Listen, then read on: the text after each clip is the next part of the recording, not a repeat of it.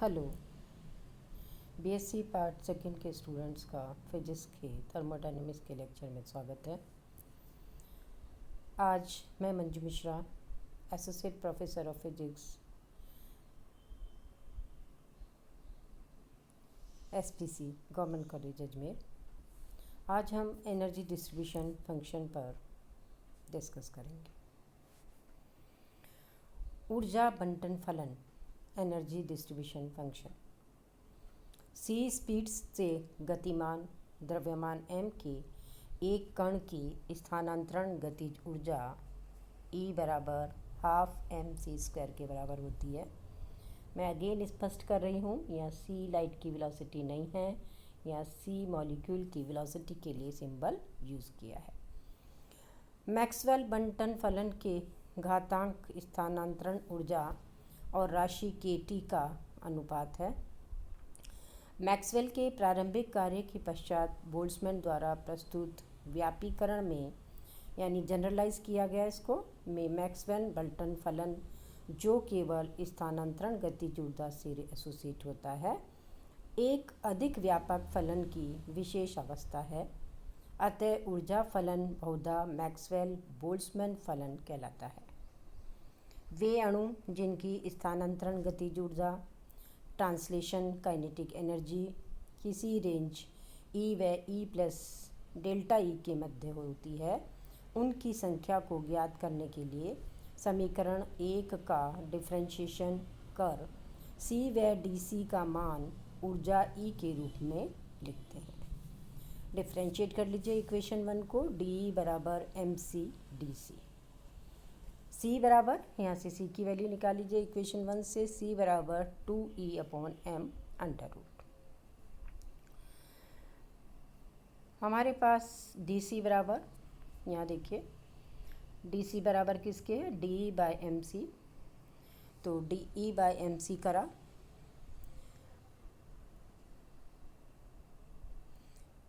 DE/2πe⁻²। ये r नहीं है भाई, यहाँ पे फिर प्रिंटिंग मिस्टेक है, इसे आप करेक्ट कर लीजिए। dc बराबर DE/mc विच इज़ DE/mc के स्थान पर अब हमने यूज़ किया है 2m⁻²। 2m⁻², mc को मल्टीप्लाई करके इस फॉर्म में लिखा गया। तो DE/dc है यहाँ पर,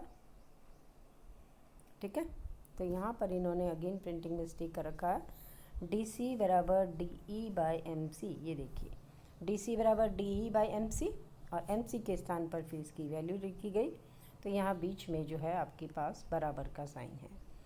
मैक्सवेल्स बंटन फलन में ये मान रखिए dne बराबर 4πn a⁻³ is m/2π⁻3/2 2E/m e⁻e/kt DE/2m⁻²।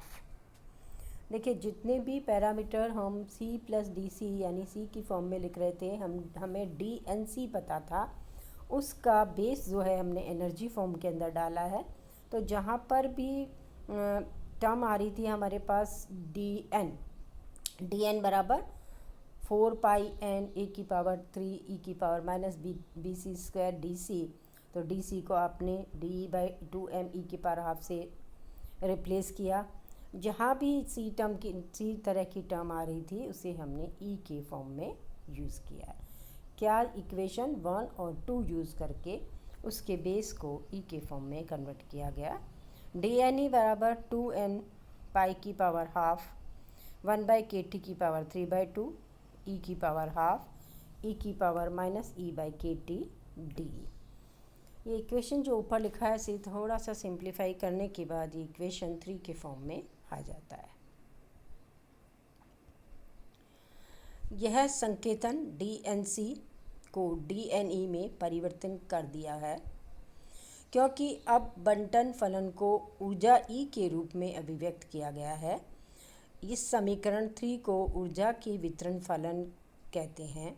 E/kT के फलन के रूप में ऊर्जा वितरण फलन dNE/dE का एक आरेख खींचा गया है।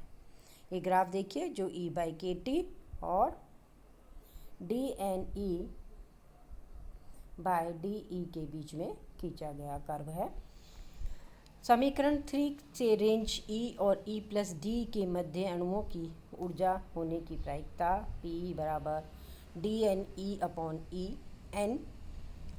तो आप N को केवल जो हमारे पास ऊपर इक्वेशन थी उसमें नीचे रख लीजिए, तो आपके पास जो टर्म आ रही है, इक्वेशन जो शेप ले रही है वो है 2 upon under root pi 1/KT की पावर 3/2 e की पावर हाफ e की पावर माइनस e/KT डी।